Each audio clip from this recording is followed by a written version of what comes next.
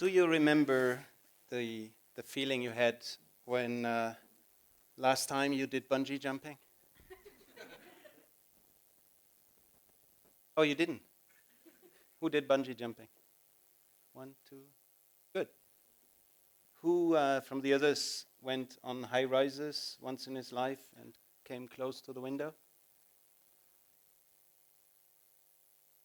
Just imagine this feeling. So you stand in front of this window. I need to turn around so you have the same feeling like me. And you have this edge here, and then all of a sudden the walls open up, and you have this steps in front of you. Can you imagine? I had this feeling 3 times in my life. One time, first time, I was standing on the television tower in Hamburg, and there was this fantastic car road in front of you, and I jumped. The other time, I was in Africa, a fantastic bridge between Zambia and Zimbabwe. Same procedure. And third time, that was about 10 years ago, I was standing in front of my employees, and on my first day of being an MD of a company. And if I may quote my son, he jumped after me in Africa. He was 18, don't worry, I waited until he got 18. I want to teach him something, but he said these were the longest 2 minutes of my life, jumping down there. Now, why I'm telling you this? What I'm telling you, you will feel in 16 minutes that that's obvious. And you will wonder why not everybody is doing it. So there's nothing special what I'm telling you. The interesting point is, bungee jumping is not dangerous at all, even though everybody thinks so, and nobody dares to do it. And this is a lesson I want to teach to my son. If you are convinced that things work different than everybody is telling, then your instinct is telling you and everything, you need to jump in your life. Now, I'm coming to the point. I studied Aerospace Engineering, and if you're an engineer, life is a formula. Especially if you're doing aerospace, you believe you can make humans fly, so you can do everything. Then I thought, well, if then you go into business world, people will don't take you serious because you're just an engineer and you don't have this language of commercials. So I studied the other one. And that was pretty complementary because you learn that word is materialistic. Makes sense. So you have a formula engineering and you have a formula word is materialistic. So you have this kind of, I call it mechanic, materialistic image of the world, which in the world is easy, or if you take a country.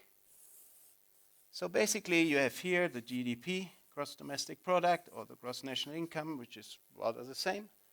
And you have the well-being. That's what you learn. And it's easy. For an engineer, it's really easy. It's just a linear relationship between the two. So I said running a company can't be that different. So on a company level, basically the same picture. You know, engineers never are creatives. They just copy procedures. So what you have here is salary. And here you have motivation. And you draw a line. So running a company in principle is easy, but why the bungee jumping? Now the problem was that very day, and a couple of days earlier, but I couldn't go back, I realized that the company I was taking was here. And with every science and every knowledge I was trained to, I thought that ain't gonna work. Because basically, one challenge I had was move up here, and there was no formula for that. Now the other challenge was that we had no cash, we had no, how you call it, USP, unique selling proposition. You had no customer, or just one who wanted to exit, and just zero motivation. That's bungee jumping if you accept an MD position in these circumstances.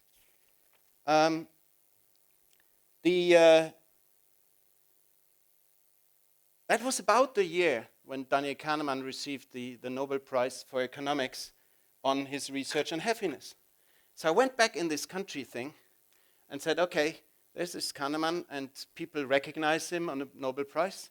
And he, over the next couple of years, realized that at least for the emotional part of well-being, there's some sort of curve. Now, there are studies that apparently this is in the income of about $60,000 US a year. The basic idea was, okay, there's some stagnation. And then I said, okay, if that works, that's probably the same here. So I just copied it. But that didn't make my problem easier. So I was standing there and said, okay, now this doesn't solve it. I need to research further. So if you don't find a good thing on a nation, where you go? To the United Nations. So I said, that's interesting. The UNEP had found a new indicator, which was called the Human Development Index. Now, the Human Development Index is GNI plus education plus health. That's interesting. So you copy it on this side, and you realize what you need to do in a company. You need to work on health, you need to work on education, and you need to work on the salary. Now, salary I couldn't because we had no money. Health and education. Well, these were the most educated people I could find on the market. Didn't solve the problem easy. So I went down and said, okay, what other indicators are there? And then I came across an indicator which is called the Happy Planet Index. Now, the Happy Planet Index, and just to be correct, the Happy Planet Index is very easy to understand. It is the happy life years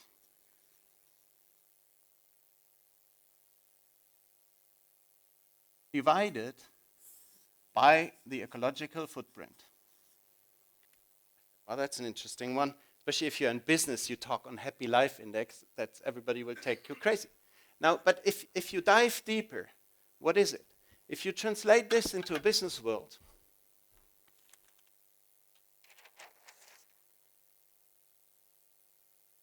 happy life, and if I may simplify in a business world, happy life is nothing else than lasting motivation.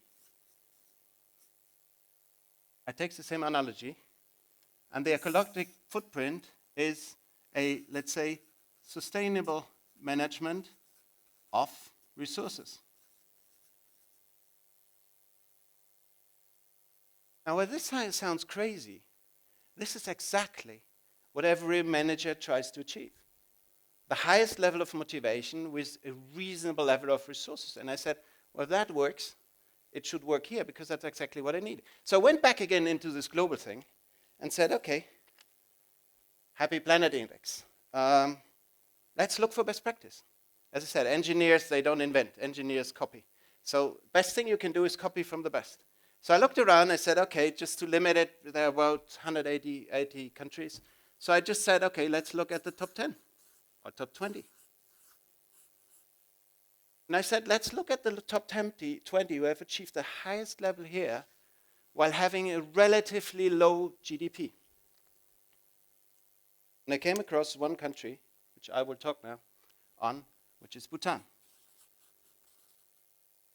Bhutan has a Happy Planet Index rating of number 17, a gross national income of roughly 100, it's exactly 105, number 105, and the Human Development Index, just to complete the story, at about 141. So they're extremely low ranked here, but they have achieved this. And that made me curious. So I looked deeper, and funny enough, Bhutan has developed, or the King of Bhutan has, he's quoted by saying gross national happiness in his country is more important than gross national product. So I said, well, that's amazing. So what did he actually do? Well, he actually went and said, there are 9 domains we need to focus on. There are 9 domains you focus on in Bhutan. So I said, well, if that needs to work here, all I need to do is copy again. I'm just an engineer. So I said, if I copy this living standard. Translated in a business word, that is basically salary combined with justice. For those who are familiar with Maslow, the higher you go on a Maslow pyramid, if you imagine the basic needs and so on and so forth, and self-esteem at the very top, and you realize when you run a company, all of a sudden, it's not about how much people earn, but how much they earn more than the other one. So the biggest topic I had at the beginning was, when I look here, developing programs where you can have a transparency, where you can really see what is the justice level of your salary. Then you come to health. Now, health is great because here in those countries you don't really need to worry about there's health insurance and everything. But there are cases where people are really in a problematic situation, family, anything. So I converted this and called it care. We don't need to replace the health system, but we need to care. The third criteria was education. Now this one I love because for those who are familiar with the balanced scorecard model, you have also this learning thing at the very bottom. And there are fantastic KPIs, key performance indicators for those. I remember this discussion I had with the HR person who said, yeah, we measure education, that's great. I said, what are you measuring? Well, the euro spent per head. I said, wait a moment. So you're saying if this is high, is it because our employees are stupid? Is it because the education process is inefficient? Or because we really do something about learning? So we agreed we need to change this. Today I call it elevate people. Because elevate people basically means you try to show them new things where they can do something about it, but at the end you empower them. It's them who are growing. It's not you pushing something onto them. Fourth point, good governance, easy to translate, value-based leadership.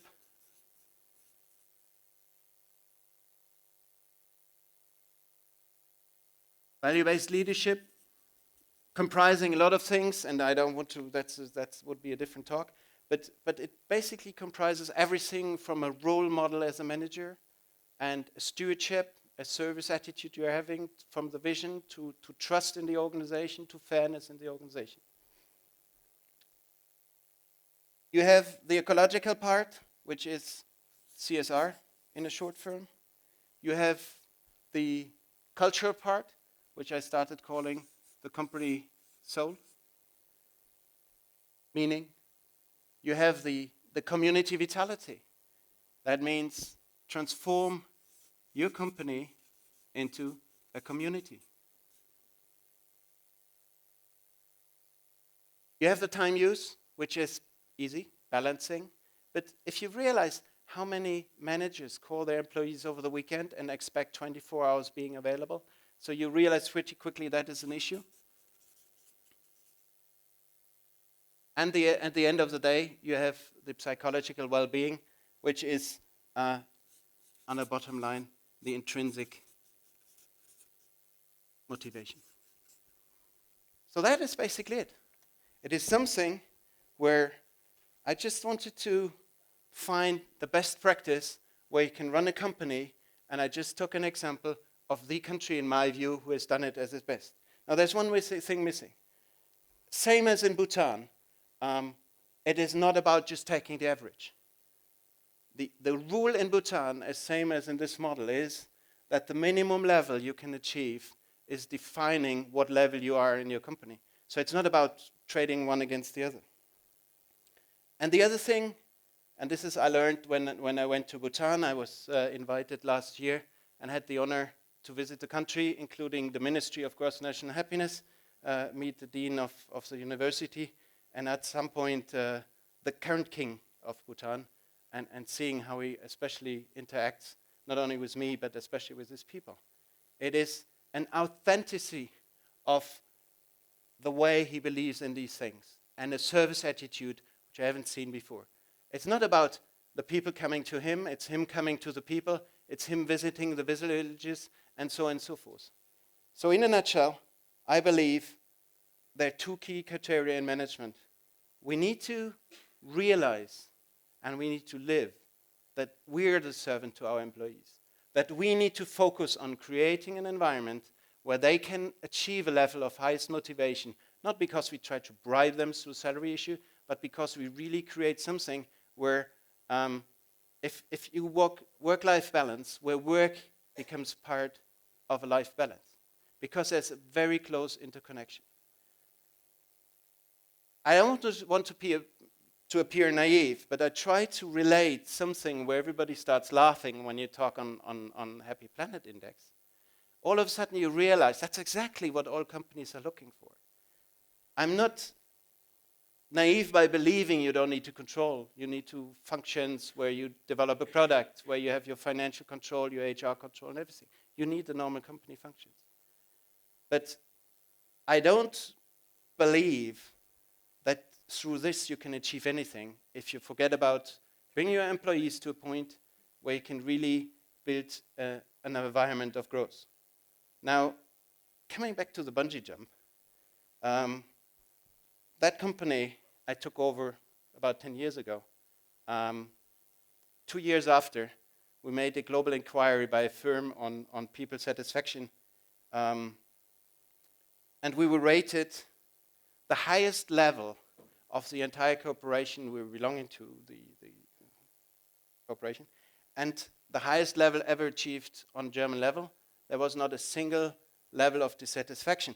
Now you might argue, big deal, they're all happy, but how did it work financially? Within 3 years, we improved productivity by over 30%. We doubled turnover with new customers, which, as I told you, a business model nobody wanted to hear about. We secured, as an electronics manufacturer, a Chinese OEM having manufacturing into Germany. You would call it onshoring today. And we increased people by more than 50%. This is not one case. This is 3 cases now. That definitely will work. And I really the greatest respect in front of the King of Bhutan, because from a country level, he developed a model which, in my view, can easily be transferred on a business environment, a model which is already closely looked at in the political area. David Cameron is looking at it. Sarkozy had looked at it. Many others, the United Nations, defined it as a role model. I think it's urgent time now to look at it from a management perspective. Thank you very much.